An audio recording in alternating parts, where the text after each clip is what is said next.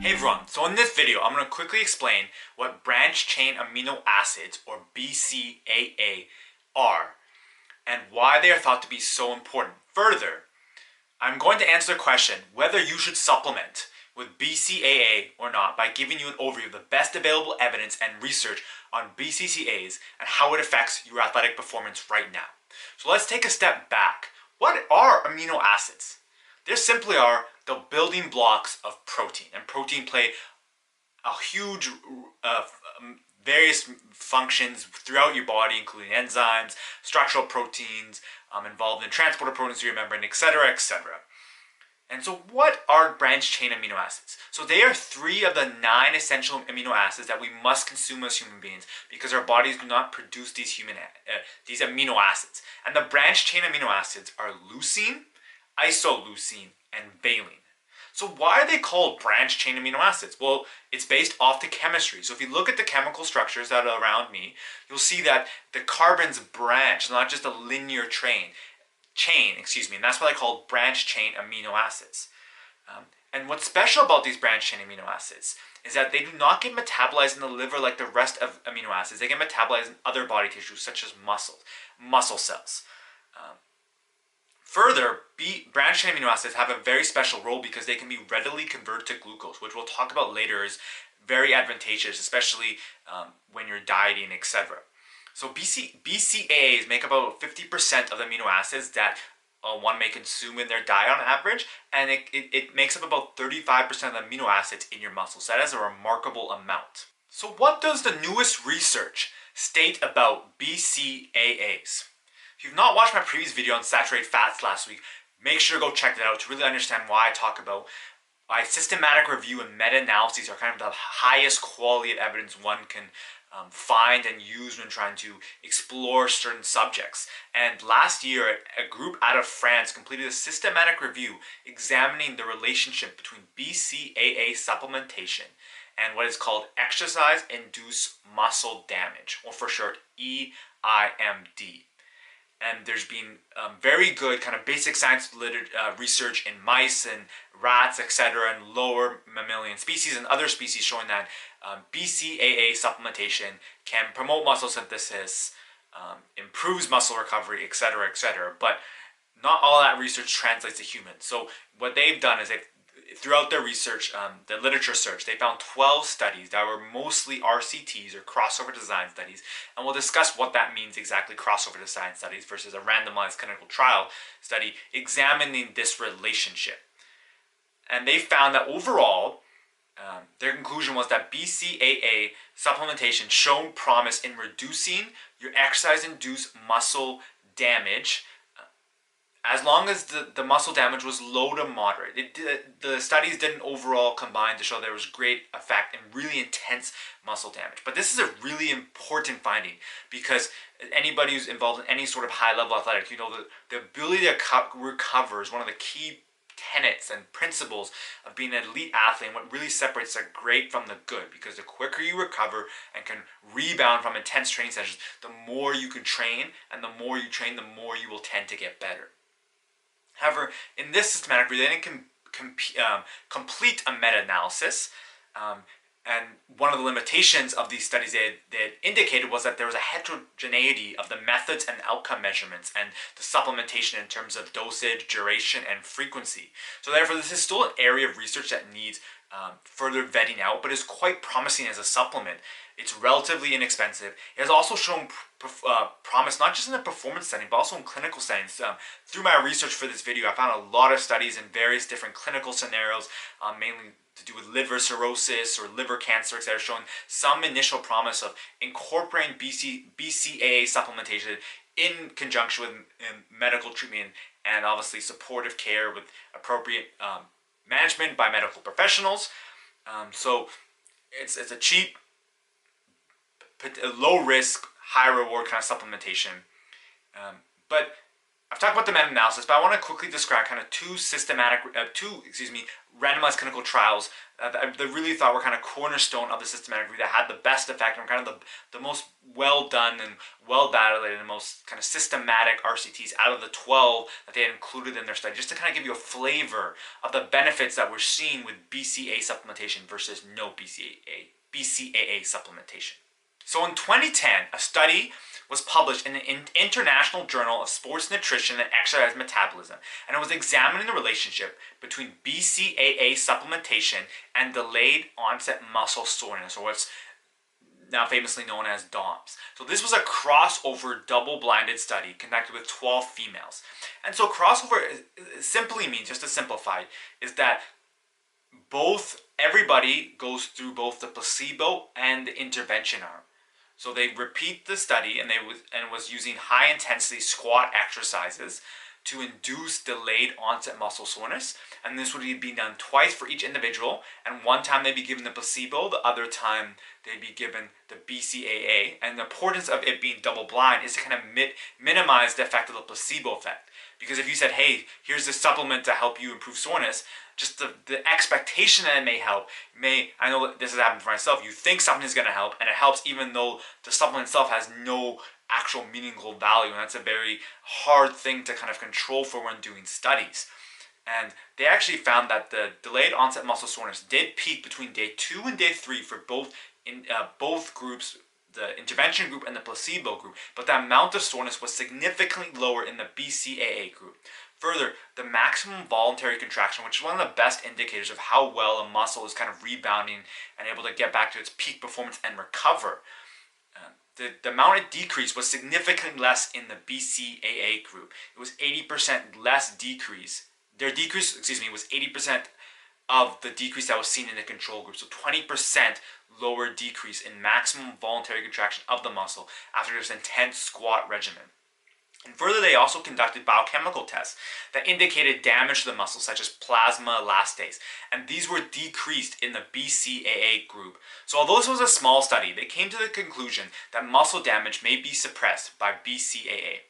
So to build off this study, and a couple years later, there was a study that was published in the Journal of the International Society of Sports Medicine.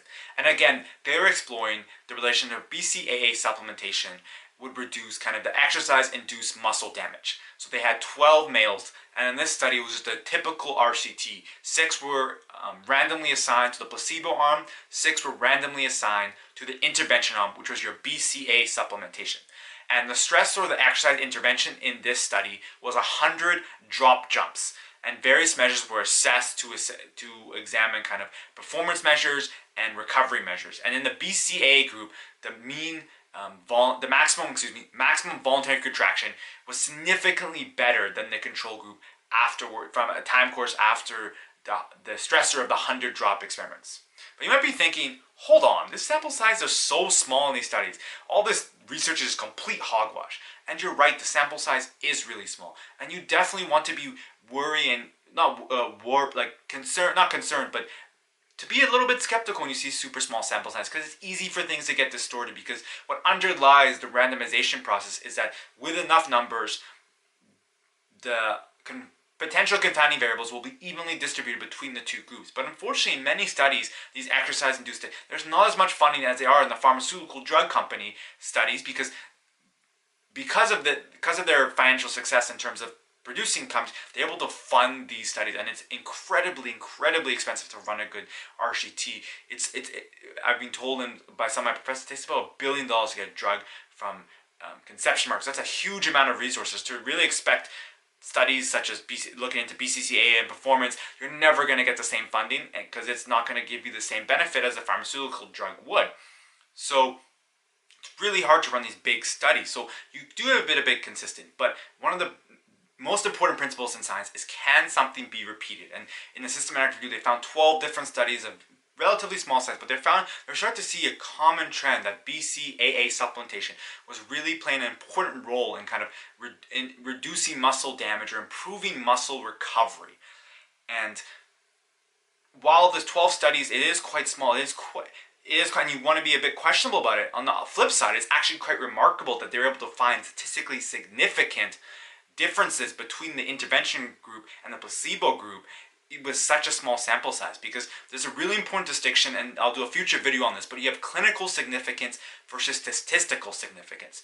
So you can really essentially, if you have a big enough RCT, you have enough people, you can find almost any statistically significant, because you make your distribution so small that the intervention group will look different than the control group. But when you have such a small n, you typically have studies that show a really clinically significant change. So for example, a 20% decrease in how much your maximum voluntary contraction drops. That's a remarkable change. Whether it's truly due to the intervention or just random chance, that's what the statistical significance is kind of giving us an idea of. But the fact that it was statistically significant and shows it clinically significant, and it's been repeated over and over again, really shows the power of BCAAs.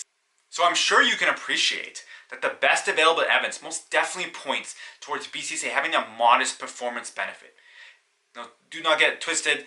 Taking BCAAs isn't going to magically transform your body. It's not like steroids. You're not going to go into the gym and start becoming a manimal. But it's definitely going to positively impact your performance. And if you really want to have long-term success and aim for mastery, or just do the best you can, it's going to be tiny baby steps, and it's not going to be a linear process. But you really got to be looking for any edge you can that's safe. And BCAAs are like the perfect complement to your work-eat regime. So what BCAA supplement do I use? I love BioX's BCAA Rush supplement, and obviously it has your branched chain amino acids, your leucine, your isoleucine, your valine. It has it in a 2:1:1 ratio. That's not as important for this video, and there's a whole discussion and debate over the best ratios. That's kind of the one Health Canada recommends, and they have infographics. They're kind of just currently transferring over all the infographics for the supplements into a different database, so that'll be available later this year. But that's a great resource if you're concerned or interested in the supplement. That's the